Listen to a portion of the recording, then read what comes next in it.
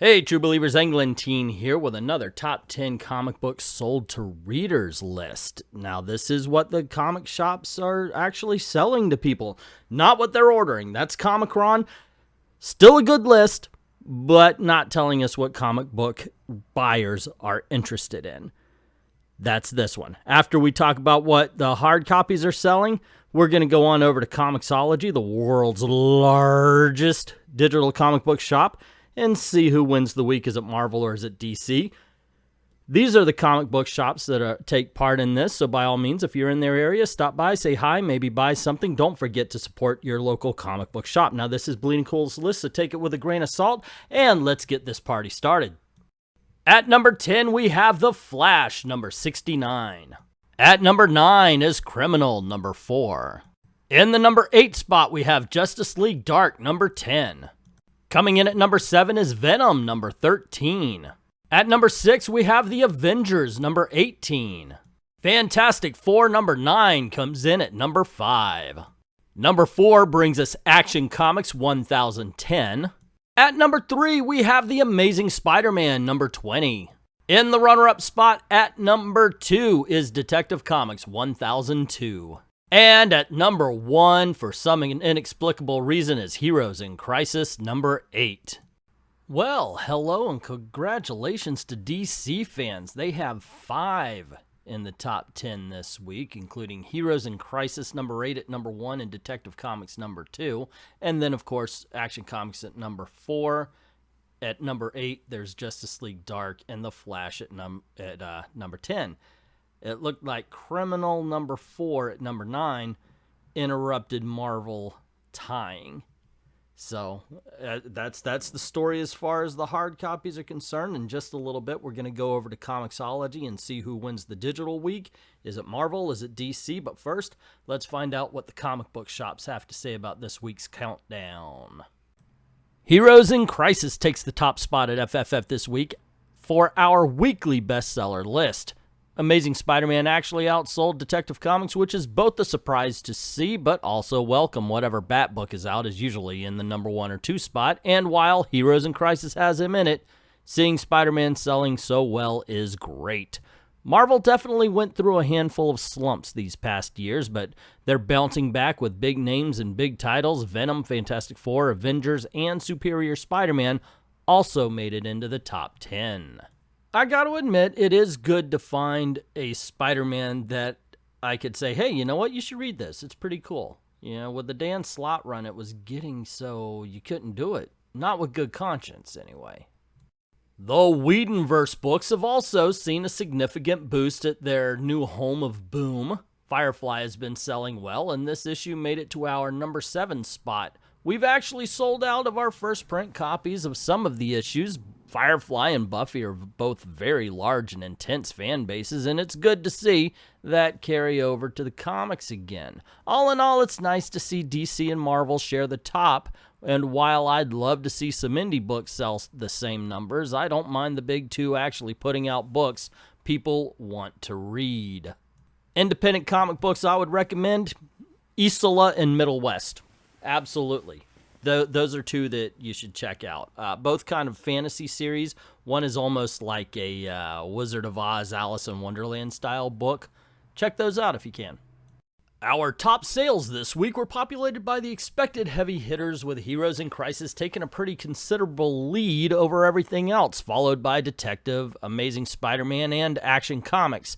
The one big shakeup, however, was that Avengers 18 was not only absent from our top 10 bestsellers, but got outsold by a War of Realms tie-in and an Age of X-Men tie-in, which is incredibly out of the ordinary.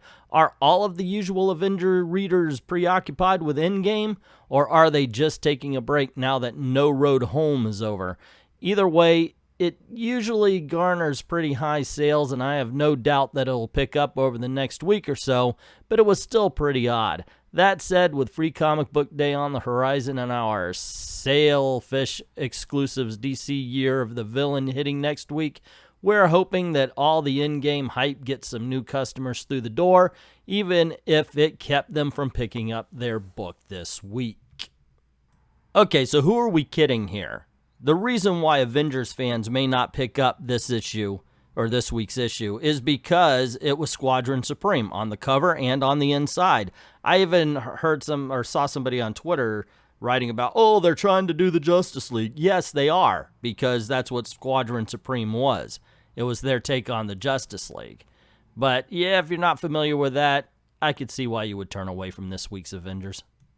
We had a pretty solid release week. Topping our sales is the penultimate issue of Heroes in Crisis, followed closely by each of the Big Two's marquee characters with strong sales from both Detective Comics and Amazing Spider-Man. Middle of the list sees several standbys like Fantastic Four, Action Comics, and Venom. The bottom of the list gets a little bit more exciting with the debut of Teenie Howard's new Thanos series, as well as the first issue of Ascender, the Coda miniseries to the Fantastic Descender by Jeff Lemire and Dustin Nguyen. I have that, actually, the Jeff Lemire series, so I'm trying to find some time so I could do another Do They Suck, but this time a whole bunch of independent comics. Hopefully I'll be able to get around to that. No one might have liked it, but Heroes in Crisis 8 was the top selling. Thursday was one of those worst sales days ever for the store. Everyone was off or getting ready to go see some new Avengers movie. Another sign that the movies do not help the comics. Hello, we have a few non-hero come into the top 10. Marvel and DC are great, but it is important to help the little guy as well. That sentence doesn't make sense to me. I don't know. This is not a new sentiment. A lot of people do believe these days, yeah, movies don't drive customers into the comic book shops. It's a long, long time since Michael Keaton put on the Batman suit and it drove sales up bunches and bunches.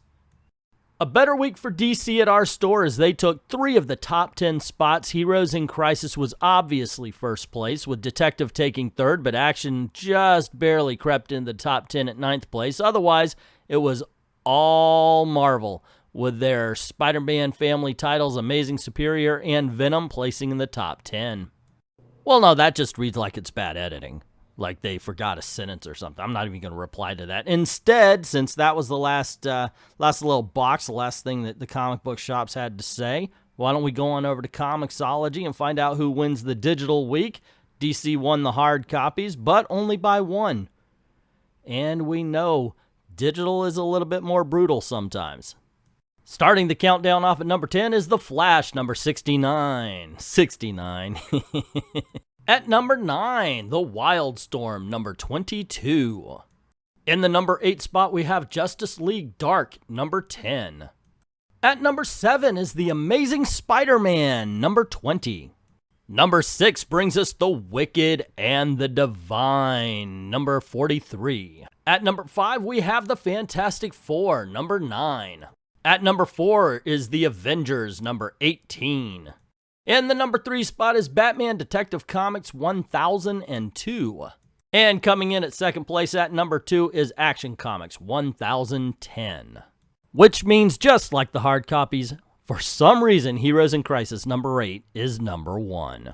So DC Comics wins the digital top 10 a little bit more handily than they did the hard copies, or at least by one more, I should say. They had The Flash at number 10. At number 9 was Wildstorm. Number 8 was Justice League Dark. At number 3, it was Detective Comics, Action Comics at number 2, and of course, Heroes in Crisis at number 1. You had the upset of having an independent comic, The Wicked and Divine, at number 6, which of course left only room for 4 for Marvel. But we know that they own that back 10, so let's see who wins when we stretch this digital countdown out to 20.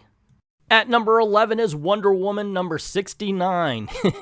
69. It's now 7-3 DC's favor. At number 12, we have Star Wars Vader Dark Visions number 3. It is now 7-4, still DC's favor. At number 13, Star Wars Dr. Aphra number 31. It is now 7-5, still DC. Number 14 brings us War of the Realms, Uncanny X-Men number 1. It is 7-6, DC's favor. And at number 15, Marvel ties it up with Doctor Strange number 13. At number 16, Marvel takes the lead with Venom number 13. At number 17, we have Runaways 20. It is now 9-7, Marvel's favor. And at number 18, Marvel wins with the Superior Spider-Man. Number 5, it is 10-7. And thanks to Wicked and Divine, DC doesn't even have a chance to tie. At number 19, we have The Age of X-Men Extremists. Number 3, it's now 11-7. But DC makes one last show with the Terrifics number 15, and the countdown ends with 11-8 and one independent. And you know what? I get asked this, so I'm going to answer it. Why bother? We know that DC won the top 10, so the back 20, it's dubious at best. But I do like to show that DC disappears. After a few books in the top 10, DC disappears. And that includes some really good books like Hawkman.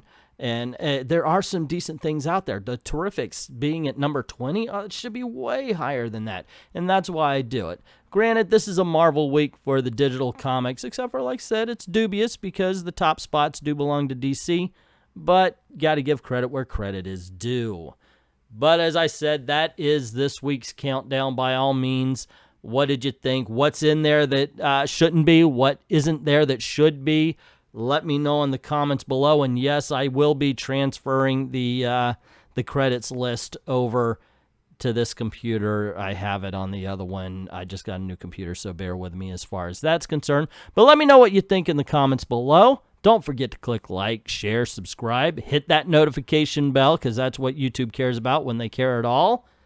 And also, if you don't mind helping out the channel, go on over to Ko-Fi or to Patreon, drop $1 in the till, and helps keep making videos for you.